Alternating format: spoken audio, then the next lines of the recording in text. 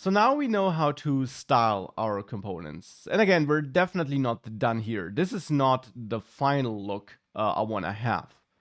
But before we dig deeper into tweaking the final look and adding more UI elements, let's think about one maybe obvious problem. We will probably not just have one expense, and definitely not an expense where the data is just hard-coded into the component as it is here. The date is hard-coded here, the title is hard-coded, the amount is hard-coded, and it's the only expense we have. In our final tracker, we want to have an unlimited amount of expenses if we want to. We want to have multiple expense item components in action. And after all, that is one of the core ideas behind components. It's not just the separation of concerns, it's also the reusability. We want to define a component and its HTML code once, and then we want to be able to reuse it. And at the moment, we're not able to do that. Therefore, that will be the next problem we'll work on. But before we work on that, there's another problem which we have to solve first. And that's something I just mentioned, that all that data is hard-coded here in this JSX code. This is unrealistic. Some data may be hard-coded sometimes, but here for an expense item, something like the date and the title and the amount would typically be dynamic, which means it's not hard-coded in the HTML code. Instead, we receive that data from somewhere, for example, from the user who entered it into a form, and we then output it dynamically. Now, for the moment, we don't have the capabilities yet to receive it from the user, but we can fake dynamic data by at least adding more than just HTML code to this component. Because after all, we must not forget that a component in React is just a function. And that earlier I mentioned that components are the combination of HTML, to some extent CSS, and also JavaScript. Now we definitely see HTML in action. We also saw some CSS being added, but where's the JavaScript other than that being a function? Well, let's add some JavaScript code in that function before we return. For example, let's add a constant, so a variable which may never change, and in there let's store a date by using the built-in date constructor which comes with JavaScript. Let's give this constant a name, for example, ExpenseDate, sounds like a fitting name. And then let's maybe set an initial date value here, which is the year 2021, March as a month, and since the month field here starts at 0, March has the number 2, and then there, the 28th.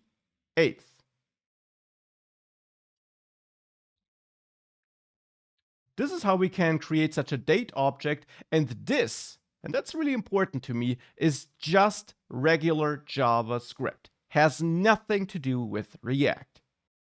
And we can, and we typically do, have JavaScript code like this in our components. Here, just to create some dummy data. Later in the course and in your React applications, that could be any kind of code. For example, to send a HTTP request and fetch data from a database, to validate user input, or to do any other kind of task. So here we have our expense date. We can also have our expense title here, which is maybe car insurance. So a simple string stored in this constant. And then our expense amount, which is, let's say, a number, 294.67. So we have these three constants, regular JavaScript code, and we now want to output these values here in this HTML code. And that is a typical task. Typically, you don't have data hard-coded in HTML. Instead, to output dynamic data, you use a special syntax React gives you inside of these JSX code snippets. You can replace hard-coded data with opening and closing curly braces. Single curly braces, opening and closing. And the special thing about these curly braces inside of your JSX code snippets is that in these curly braces between them, you can run basic JavaScript expressions. For example, 1 plus 1. You can execute something like this there, and it's now the result of this expression, which will be output on the screen. So if I run 1 plus 1 between curly braces here, we see 2. We can also do something like math random here and generate a random number with the built-in math object. And we see the number here. And every time I reload, I get a new number, of course. Now that's something we can do. Now here, I don't want to get a random number. I don't want to add 1 plus 1. Instead, I want to refer to the value stored in this constant. And therefore, we can just repeat that constant name here. This is also a valid JavaScript expression, just pointing at a variable or a constant, in this case a constant. And now JavaScript will extract the value stored in this constant and basically inject it here into this HTML code, so to say. So if I now save that, we again see car insurance here just like before, but now it's not hard-coded in the HTML code, but instead here it's output dynamically and the concrete value is taken from that constant. There, of course, it's still hard-coded, but it's just a first step. Now we can do the same for the amount. So here, after the $sign, which I will leave hard-coded for now, we can point at expense amount. And for the date, we can do something similar. Here, we can output expense date, though for the date, we have to keep in mind that it's a date object. And therefore, if we try to save it like this, it just breaks. Because this being a date object, it can't be output as text like this. However, we can call toISOString, for example, a built-in method available on all date objects, to output it as a string, and now we see this at least. Not super readable, but a first step. Now we will refine and fine-tune the way this is being output later. For the moment, we just achieved one important thing.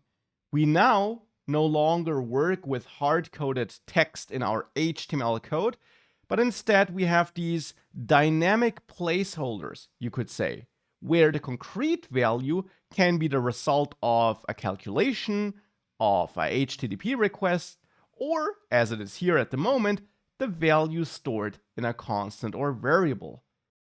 And now with that out of the way, we can move on and we can take a closer look at how we can make this expense item more reusable, so that it's not always the same data which we're outputting, and so that we can have multiple expense items based on one and the same component with different data.